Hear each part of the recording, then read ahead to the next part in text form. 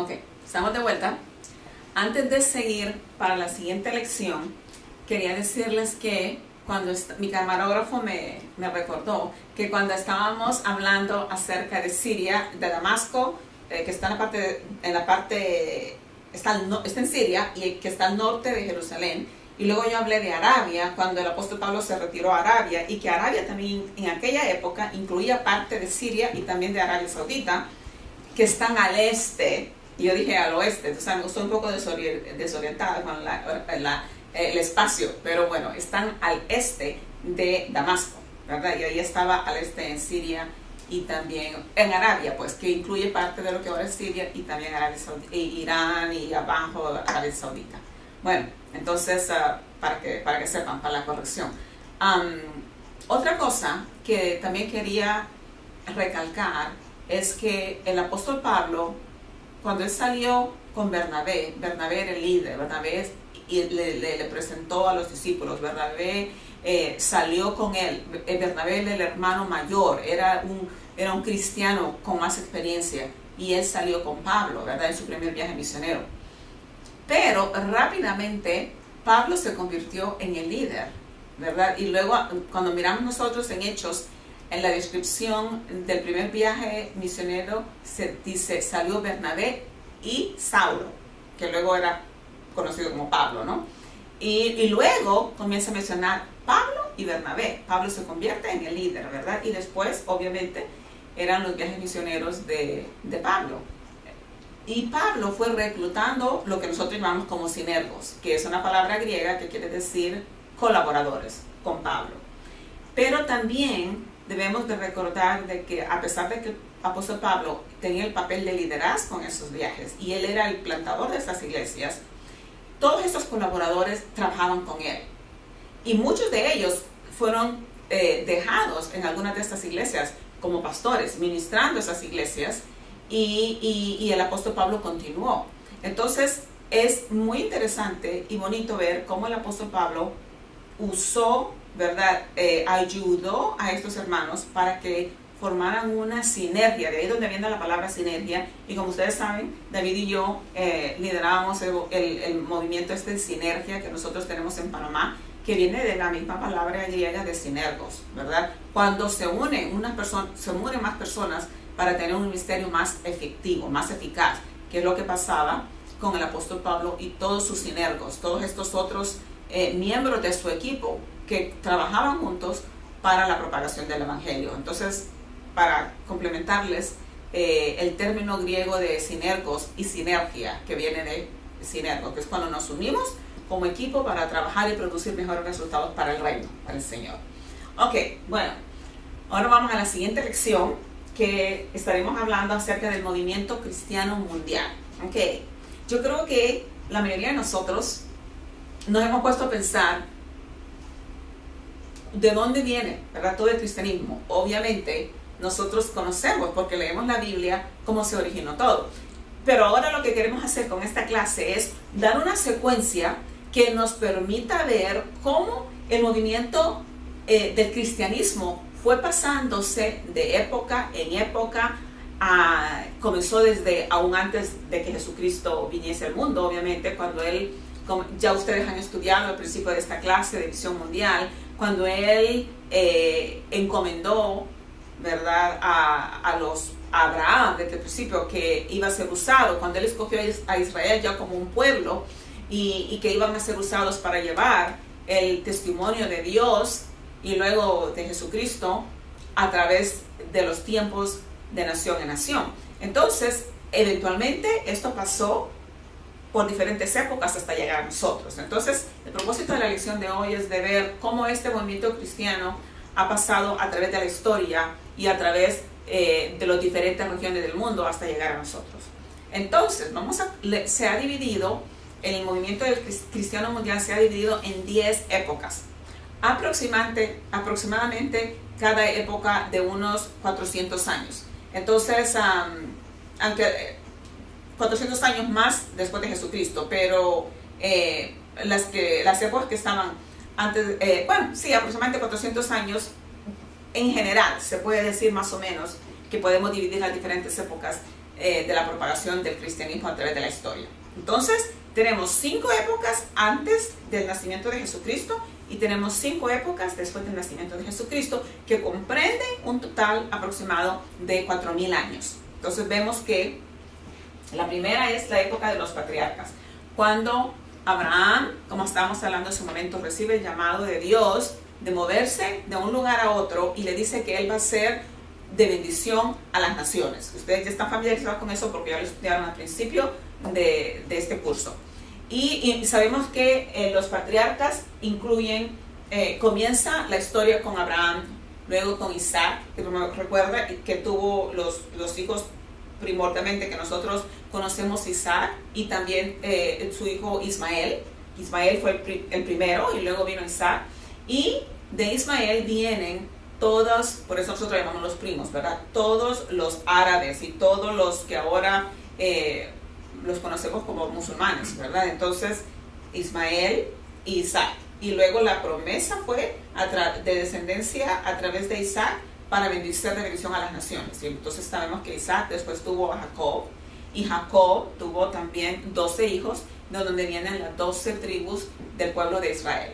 Y ellos fueron encomendados, ¿verdad?, para proclamar el nombre de Dios, lo que Dios había hecho a través de su pueblo, y que renombraran, ¿verdad?, el nombre de Dios para que Dios fuera conocido. Y ustedes saben cómo en el Antiguo Testamento los pueblos que vivían alrededor del pueblo de Israel conocían acerca del Dios de Israel, porque sabían, por ejemplo, lo que en los próximos 400 años estamos hablando acerca del cautiverio, que es cuando a través de José, que recuerdan la historia de José, uno de los hijos de Jacob, que termina siendo vendido a los egipcios y llega a ser el segundo, ¿verdad? Después de mucha historia triste que ustedes conocen, la historia de José, como él, ¿verdad?, pasó de ser el hijo favorito de Jacob a ser vendido y luego por sus propios hermanos, luego termina siendo esclavo en la casa de Potifar, y luego de la casa de Potifar, cuando su esposa, que estaba muy atraída físicamente a José, lo acusa de que él había tratado de asaltarla físicamente y violarla, luego Potifar lo mete a la cárcel. Luego de la cárcel, cuando él puede interpretar los sueños del copero y del panadero del faraón, eventualmente el copero sale y es restituido, ¿verdad?, a su trabajo, y el panadero es asesinado. Luego, cuando el faraón tiene estos sueños y está buscando quién se los descifra y nadie puede, el copero se recuerda que 2 años antes José le había revelado su sueño en la cárcel. Entonces ahí luego José es traído ante el faraón, revela el sueño, y el faraón lo pone a cargo de el pueblo de Egipto, ¿verdad? Porque él había revelado acerca del sueño de las 7 vacas flacas y las 7 vacas gordas, y que primero los 7 años, ¿verdad?, de mucha producción y mucha abundancia, y luego los 7 años que venían, ¿verdad?, de mucha escasez.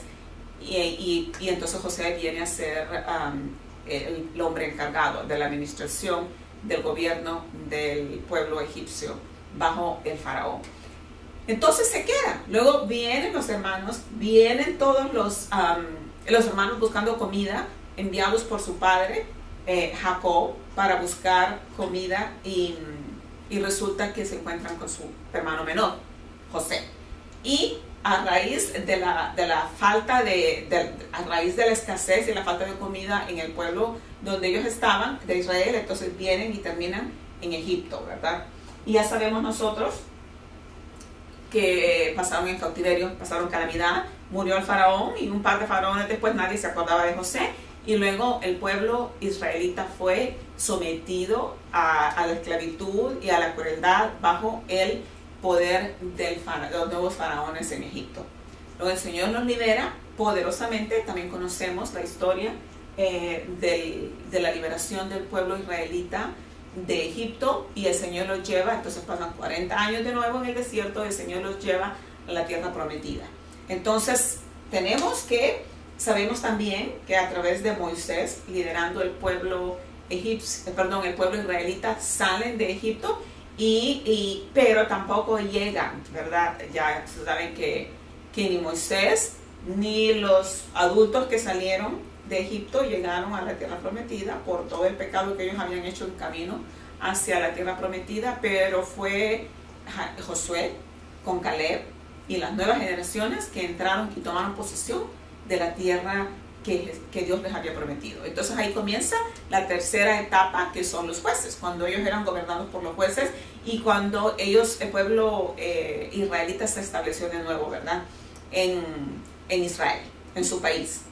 Luego tenemos que aproximadamente por 400 años son gobernados a través de jueces. Luego ellos no quieren más los jueces y ellos quieren ser igual que los países que están alrededor de ellos, que son gobernados por reyes.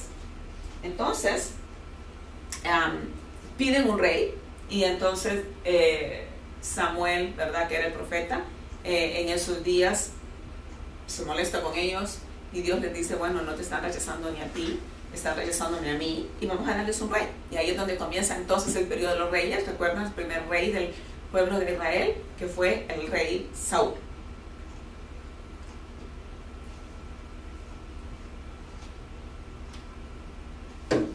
Entonces tenemos que el periodo de los reyes. Saben que los más reconocidos iniciales tenemos al rey Saúl, luego al rey David, luego a Salomón, hijo de David, y luego siguen muchos reyes, muchos que no hicieron la voluntad del Señor, algunos que hicieron la voluntad del Señor, pero a raíz de que muchos de ellos desviaron al pueblo de Israel a ser idólatras, ¿verdad? Y a adorar dioses paganos, a ser paganos y a adorar otros dioses. Entonces Dios los somete de nuevo a un castigo y son entonces conquistados por los países y los imperios que se encontraban alrededor de ellos.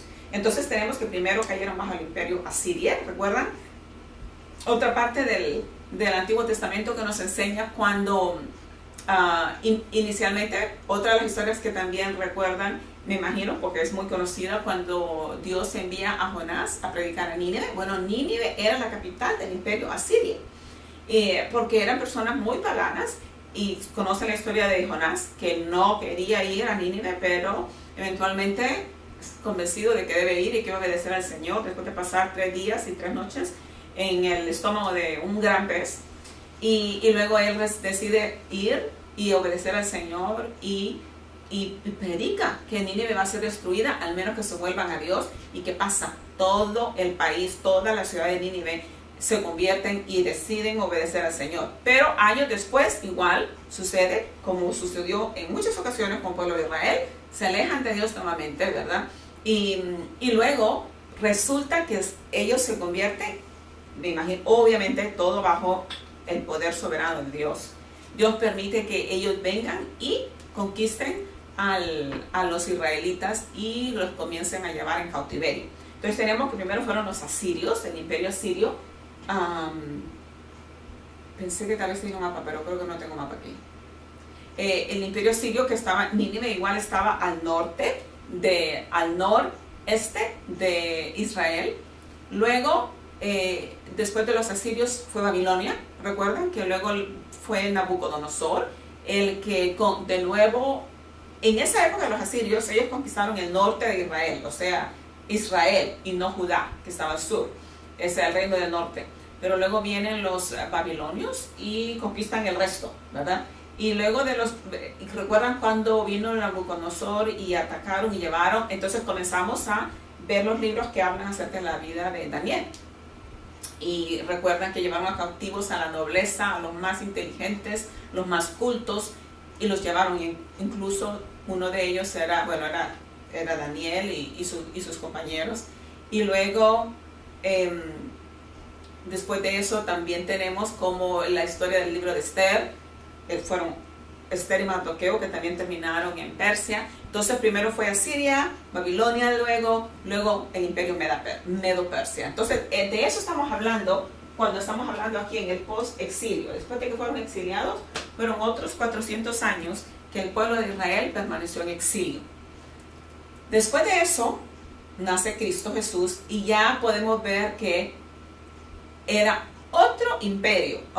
Y después de los Medo-Persia vino otro imperio que gobernó sobre todos ellos, que era mucho más grande que los imperios que acabo de mencionar, y era el imperio griego. Después vino Alexander Magno, y él fue el que conquistó todas esas tierras que habían sido conquistadas antes, incluyendo a Israel, incluyendo a Siria, Babilonia, Medo-Persia, incluyendo lo que hemos visto de Europa, Asia Menor, todo eso, Macedonia, que era de donde ellos eran, que es al norte de Grecia. Todo eso vino a ser parte del imperio griego. Y así fue como se propagó el lenguaje griego. El lenguaje griego era hablado por todo el imperio griego, que llegó a incluir incluso lo que estamos hablando, el pueblo de Israel. Entonces, después del imperio, o sea, sabemos del imperio griego, ¿verdad? Alejandro Magno, y sabemos también lo sofisticado y educado que eran los griegos. Entonces, los griegos dejaron su lenguaje por todo su imperio y dejaron sus artes, y todo esto era muy apreciado por los romanos, que fue el siguiente imperio que vino, ¿verdad?, de Roma, y que conquistó lo que antes era el imperio griego. Pero, porque ellos estaban conscientes de la sofisticación de la cultura griega, ellos adoptaron el griego. Más bien, ellos aprendieron a hablar griego, y por eso es que nosotros nos encontramos que durante el tiempo de Jesucristo, que es la siguiente época, ya vamos moviéndonos a las otras 5 épocas que continúan a partir del nacimiento de Jesucristo, durante el imperio romano, que es el que estamos hablando ahorita, porque los romanos conquistaron al imperio griego, todavía se hablaba griego. Los romanos que traen el latín hablaban griego también, aprendieron a hablar griego.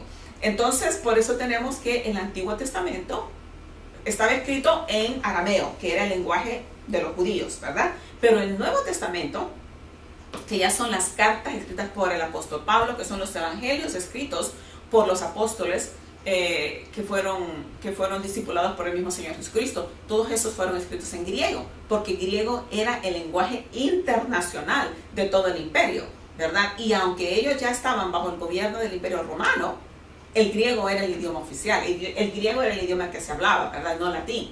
Entonces podemos ver nosotros que lo que el imperio griego hizo tuvo mucha repercusión en el imperio romano, que fue el que conquistó después. Voy a enseñarles una foto, un mapa de esto es el crecimiento del imperio romano, ¿verdad? Que vino a ocupar todo lo que antes era el imperio griego, pero además de eso, ocupó toda la parte del sur de Europa, el Medio Oriente y también la parte norte de África. Ahora,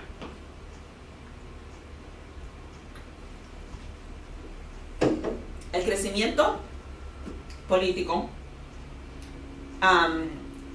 la influencia del idioma, las vías de comunicación, todos esos fueron elementos que ayudaron para la propagación del evangelio, porque la mayoría de esas personas hablaban ya el mismo idioma, estamos hablando que hablaban griego. Habían muchos, porque como era un imperio grande, hablamos de la vía Egnatia que había sido construida por los griegos, y luego vinieron los romanos construyendo sus propios caminos también. Tenían obviamente embarcaciones, habían rutas de embarcaciones comunes por el comercio, porque se comunicaban a través de todo su imperio. Todas esas cosas facilitaron para que después de la muerte del Señor Jesucristo, cuando comenzó la persecución de los cristianos emigraron a diferentes partes del imperio romano, y ellos saliendo de Israel, saliendo del norte de Israel, donde estaba Antioquía, y del mismo Jerusalén, durante el día de Pentecostés, llevaron el evangelio. Ellos salieron huyendo porque fueron perseguidos rigurosamente por los judíos y también por los romanos, pero donde quiera que ellos llegaban con el evangelio, y llegaban probablemente grupitos, llegaban algunas familias juntos, y ellos adoraban juntos. Entonces ahí se establecía una iglesia, ¿verdad? Y luego también vemos que el mismo apóstol Pablo, que andaba era un perseguidor inicialmente, forzaba que muchas personas se fueran, de donde la persecución estaba llegando más fácilmente. Entonces llevaban con ellos el evangelio. Luego el mismo apóstol Pablo, que se convierte de perseguidor a ser perseguido por los mismos que eran sus compañeros de persecución antes. Él ahora es perseguido por ellos, pero el apóstol Pablo, como ya vimos en la clase anterior, ¿verdad? Con los viajes de Pablo, él mismo lleva el evangelio de Israel al norte, de donde él era de Tarso, que es en Asia Menor, al resto de Asia Menor, que ahora es Turquía, y luego también que cruza hasta Europa. Y no solamente eso, pero luego vimos que el apóstol Pablo, ya después de sus 3 viajes que se dedicó al Medio Oriente, Asia y Europa, luego él va hasta Roma, donde creemos que falleció, pero también él allí sigue predicando, y a pesar de que está preso en una casa, y sigue escribiendo cartas. Entonces él propagó el evangelio por toda esta área, ¿verdad? Y también muchos otros cristianos, recuerda que también cuando estudiaron ustedes los viajes, se dieron cuenta que Aquila y Priscila habían estado en Roma y habían salido bajo la persecución de uno de los emperadores, que no recuerdo, era Nero, creo que era Nero. Ellos habían regresado y habían llegado a Corinto. Entonces la persecución estaba por todos lados. Si no era la persecución por los judíos, era la persecución por los romanos. Pero el evangelio se seguía propagando. Entonces, aquí en esta próxima gráfica vemos la propagación del cristianismo en los primeros 2 siglos después de Jesucristo. Ven cómo todo lo verde, que es prácticamente las mismas áreas donde el Imperio Romano existía. Entonces, ese es el crecimiento extraordinario del cristianismo durante los 2 primeros siglos. Entonces, ¿qué sucedió? Todo esto es durante el Imperio Romano, en los primeros 400 años después de Cristo.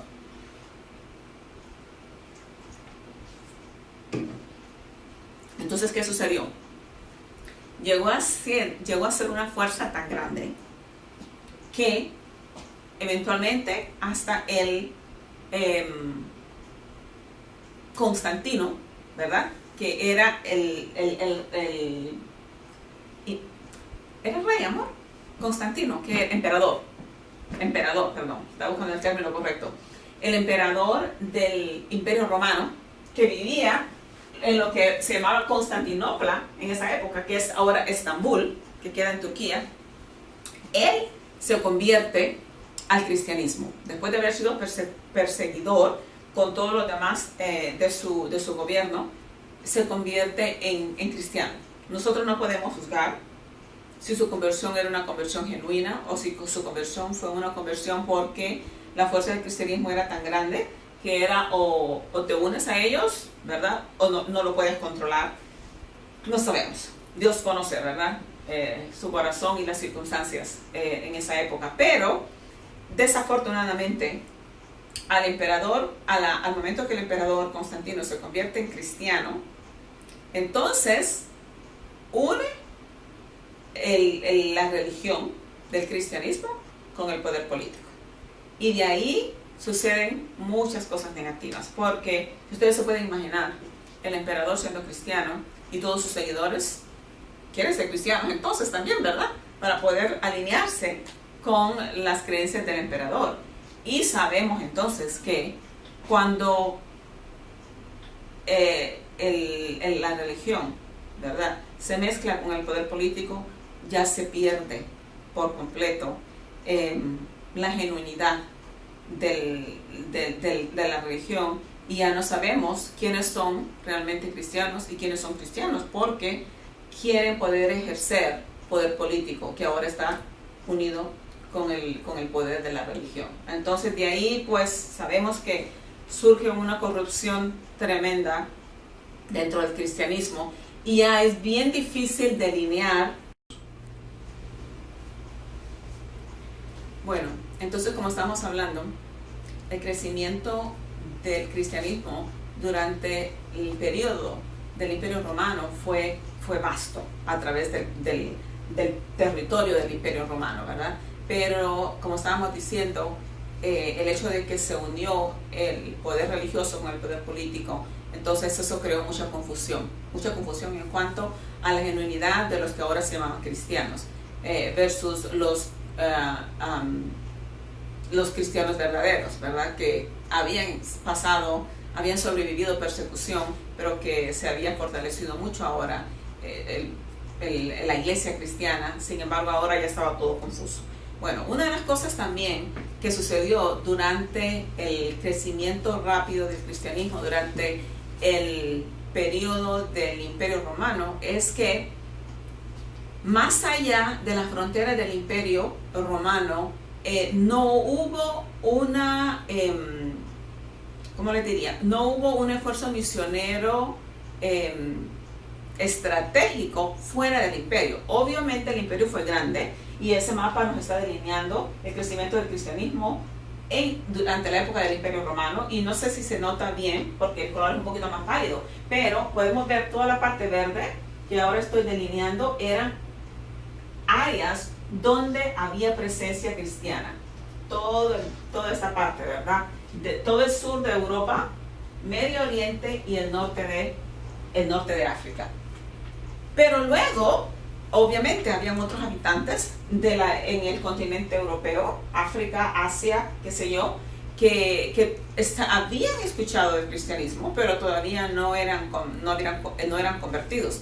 Y ahí es entonces donde nosotros comenzamos a ver que comenzaron otras invasiones. El Imperio Romano duró bastante tiempo, aproximadamente 400 años, pero después de esto también comenzamos a ver invasiones de otros grupos étnicos que están infiltrando el Imperio Romano. Entonces vamos a ver un poquito, vamos a hablar sobre eso. Entonces vamos a hablar acerca de los bárbaros, ¿verdad? Que eran personas del área de los anglosajones, celtas, godos, que era del área de Alemania, que comenzaron a invadir el Imperio Romano.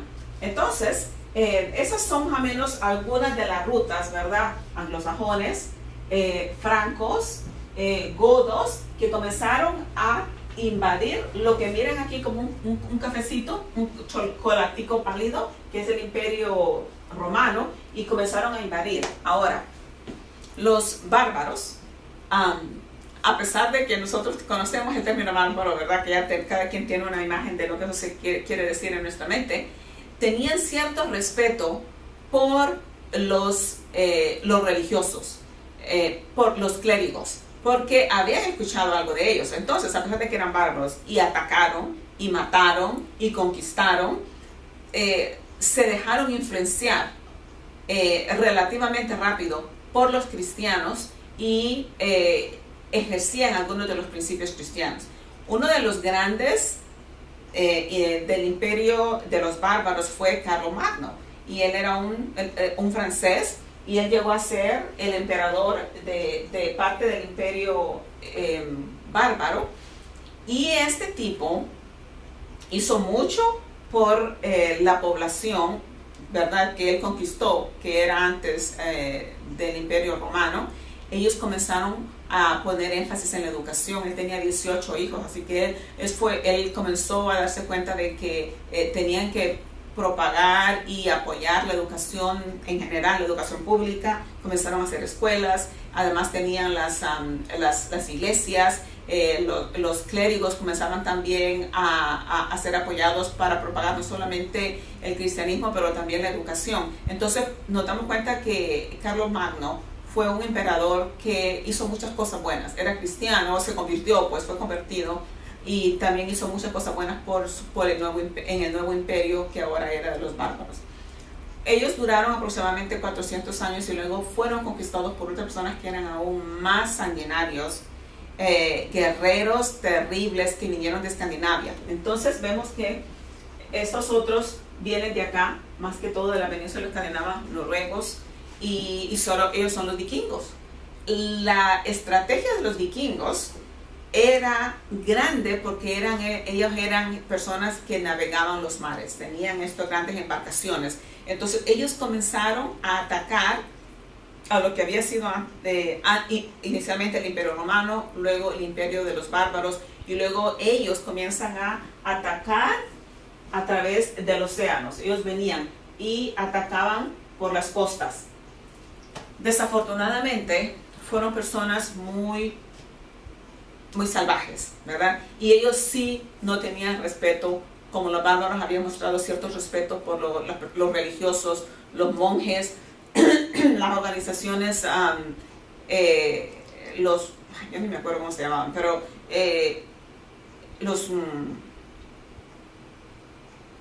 ¿cómo se llaman donde estaban los monjes recluidos? Monasterios. Monasterios, sí, los monasterios. Entonces, esta gente no respetaba y mataban hombres civiles o religiosos, mujeres, niños. Hay unas historias documentadas, ¿verdad? Quemaban, o sea, de todo lo que atrocidades que ellos hacían. Quemaban las iglesias, quemaban los monasterios, asesinaban a los monjes, quemaban pueblos, causaron una destrucción enorme en toda Europa, los vikingos, y se establecieron ellos como el próximo imperio de los vikingos. Otra cosa también que sucedió, porque una cosa que tenemos que recordar es que a pesar de que el ser humano es tan destructivo y ha causado tanta calamidad a su propia especie, se dice que entre todas las especies de seres vivientes, el hombre es el que ha causado más autodestrucción a su propia especie que cualquier otra especie que existe de la creación de Dios. Pero, a pesar de eso, tenemos que recordar que nuestro Dios es soberano y está en control de todo. Y Él ha permitido que un remanente de su pueblo siga viviendo a través de la historia. Entonces, cuando hubo un gran crecimiento de la iglesia, ¿verdad? Que fue a pesar de la persecución, a inicios después de que Cristo Jesús ascendió, y tenemos la iglesia del primer siglo, del segundo siglo, durante el periodo romano, y vimos el gran crecimiento de la iglesia durante el imperio romano. Remanentes siguieron creciendo y fueron llevados esclavizados. Por ejemplo, los bárbaros llevaron a muchos de ellos como esclavos y fueron convertidos. Y lo mismo sucede con este nuevo imperio de los vikingos. Ellos llevan esclavos, raptaban a las mujeres y les hacían sus concubinas, sus esposas cristianas, que eventualmente, con el tiempo, comienzan a ablandar el corazón de los vikingos y comienzan a compartir su fe con ellos, y muchos de los vikingos entonces se cristianizan. Entonces eso siguió ocurriendo a través de las generaciones, ¿verdad? A través de las diferentes épocas de la historia. Ahora, tampoco se hacía trabajo misionero planeado, sino que el Señor de alguna manera fue propagando su evangelio a través de las persecuciones. Hubieron muertes, hubieron atrocidades cometidas, que cuando yo me pongo a pensar en nuestro mundo actual y en las atrocidades que se están cometiendo contra el pueblo cristiano en ciertas partes del mundo, ¿verdad? En el Medio Oriente, en el norte de África, en África misma, en Asia Central, nos damos cuenta de que no es nada nuevo, ¿verdad? Que el pueblo de Cristo ha sufrido persecución desde el principio. Desde que Cristo ascendió, el pueblo de Dios ha recibido mucha persecución. Entonces, lo que estamos experimentando ahora no es nada nuevo, pero el Señor se asegura de que hay un remanente de su pueblo a través de la historia, ¿verdad? Y que a pesar de estas persecuciones, o más bien a través de estas persecuciones, el Evangelio ha llegado a estos pueblos, como lo que estamos hablando ahorita de los vikingos, pueblos completamente salvajes, que llegaron a ser objeto del amor de Dios a través de los que conocían de Cristo, que llegaron a vivir entre ellos, en su medio. Entonces, vemos que la iglesia se sigue propagando. Nosotros no podemos determinar cuáles son los métodos, ¿verdad?, que Dios está utilizando, pero para que su palabra corra y para que su nombre sea glorificado, ¿verdad? Pero muchas veces la misma persecución hace que nosotros como cristianos lleguemos a otros lugares, somos llevados y lleguemos a otros lugares con el mensaje del Evangelio. Entonces, algo bueno resulta de todas estas locuras, ¿verdad?, que el hombre ha cometido contra su propia especie. Estoy viendo aquí para que miremos los vikingos. El imperio de los vikingos duró más o menos del año 800 a los 1200. Y una cosa que yo les quería mencionar es que en los 800 fue cuando comenzó Mohammed, que en español le decimos Mahoma, pero Mohammed, su nombre árabe, comenzó cuando él nació, y también cuando él comenzó a tener estas experiencias espirituales que él llamaba después como visitas del ángel Gabriel, que los que están ahí, que han tenido la experiencia de pasar por Manara, conocen un poco más la historia del Islam. Pero él, en Arabia, comenzó a tener esas experiencias que nosotros sabemos, los que hemos estudiado un poco más acerca del Islam, fueron experiencias más bien con espíritus, pero espíritus malignos, y no el espíritu de Dios. Y luego, pero saben que él, porque obviamente habían cristianos en su medio, él trató de comunicarse con los cristianos y aclarar dudas que él tenía, pero los cristianos no fueron muy acogedores de él, y más bien parece, según los documentos históricos, lo rechazaron. Pero él había escuchado cosas, porque el cristianismo, como hemos visto en estos mapas, estaba propagado por todas esas áreas. Pero el hombre no recibió un mensaje claro del Evangelio, pero escuchaba de Jesucristo, escuchaba de ángeles, él sabía de la crucifixión, él entendía algunas cosas, no entendía, pero él había oído algunas cosas. Entonces él comenzó a tener esa experiencia, y él fue a su esposa, que era una mujer mayor que él, su primera esposa, y él fue con estas inquietudes, que había tenido esa experiencia espiritual por unas cuevas, y él estaba aterrorizado. Y la esposa le dice que regrese allá para ver si vuelve a tener la experiencia, y el hombre no quería, porque el hombre fue algo tan, como le dijo, algo tan desagradable que él no quería. Pero la esposa lo manda, y él viene, le cuenta de nuevo lo que ha pasado, y la esposa lo contacta con uno de sus tíos que había también escuchado del cristianismo, y da una interpretación el tío de que lo que se le ha aparecido ahí, porque él tenía el temor de que era algo diabólico, pero le dice que no, que es un ángel, y que le está dando revelaciones, y que debe de continuar, y que debe de comenzar a compartir estas experiencias con los demás. Entonces así es como que se da el origen del Islam. Y Mohammed, con todas estas experiencias espirituales del mundo del enemigo, comienza él entonces a dictar sus revelaciones, y comienzan a escribir de sus experiencias las cosas que están escritas en el Corán. Entonces esto se estaba dando al mismo tiempo que los vikingos estaban causando estragos por toda Europa. Entonces vemos que una nueva religión está naciendo en el Medio Oriente, cuando los vikingos están arrasando con los cristianos y con el resto de la población de los imperios que ahora estaban establecidos, que era el bárbaro. Y el Islam está comenzando a nacer en el Medio Oriente. Entonces después vemos que la próxima época que se nos cuenta en la historia es acerca de los sarracenos, sarracenos es un término que viene, que describe a los que son del desierto. Entonces está describiendo a los musulmanes que comenzaron a venir, o los que vienen del desierto de Arabia, pues.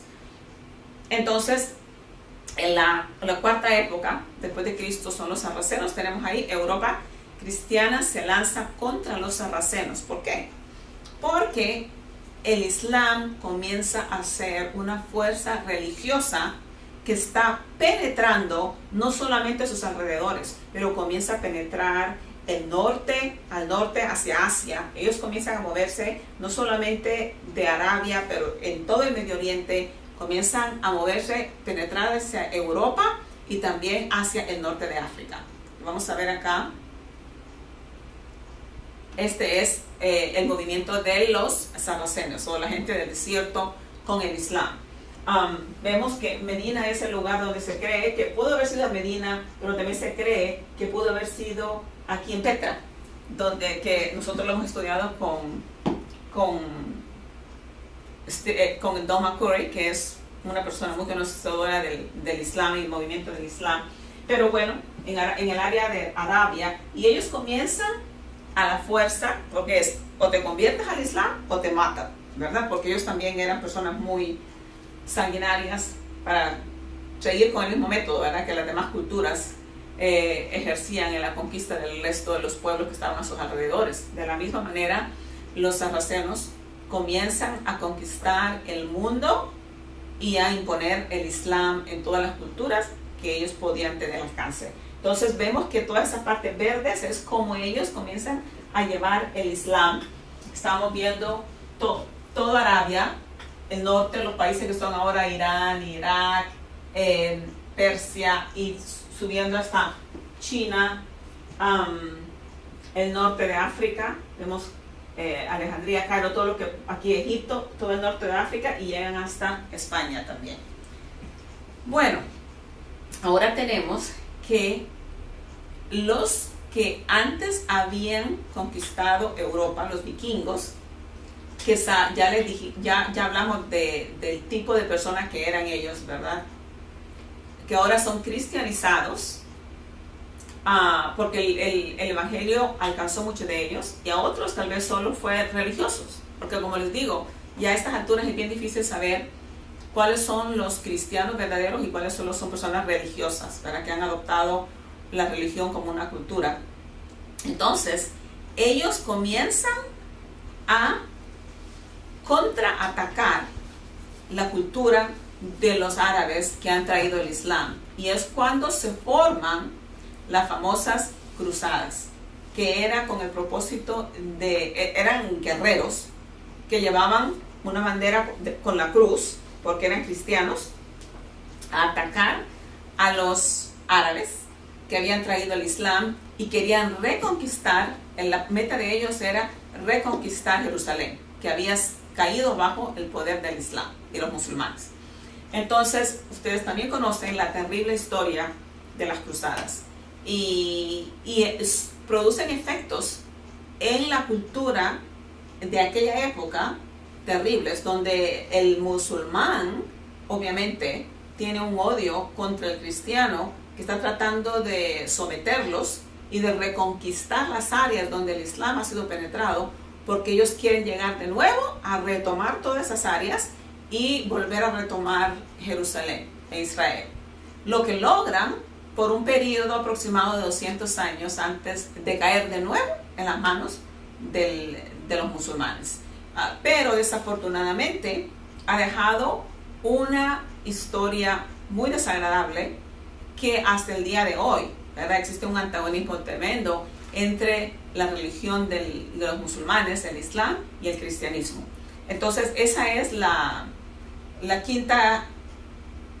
cuarta época, y luego eso nos lleva a la última época que estamos viendo. Vamos a pasar a nuestra gráfica aquí, a la última época de la historia del cristianismo, ¿verdad?, de la obra redentora de Cristo, que es los confines de la tierra, que ya nos involucra a nosotros también. Entonces, repasando, vimos las 5 antes de Jesucristo, la época de los patriarcas, el cautiverio en Egipto, cuando ya las personas, Israel ha tomado control de la tierra prometida, la época de los jueces, luego los reyes, luego cuando son exiliados y están por todo el imperio asirio, babilonio, medo-persia, luego el imperio romano conquista, vimos luego como los bárbaros conquistan el imperio romano, luego siguen los vikingos, hablamos de los sarracenos, que son los musulmanes, y ahora entramos entonces a los confines de la tierra, que es nuestra época ahora, y cómo es que qué hemos hecho nosotros entonces para la propagación del Evangelio. Otra cosa interesante es que durante nuestra época vemos que también ocurre la Reforma, ¿verdad? Que ocurrió hace 500 años, ¿recuerdan? Lo estuvimos celebrando hace un par de años, en el 1517. Martín Lutero, ¿verdad? Es el líder de la Reforma. Entonces ahí comenzamos a tener las dos corrientes del cristianismo, del catolicismo romano y el protestantismo, ¿verdad?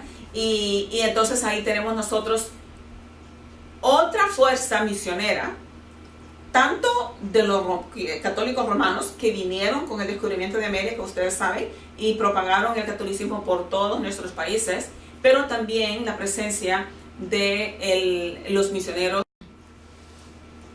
Bueno, entonces tenemos que durante esta época, que es hasta los confines de la tierra, es cuando comenzamos a ver el movimiento misionero protestante también.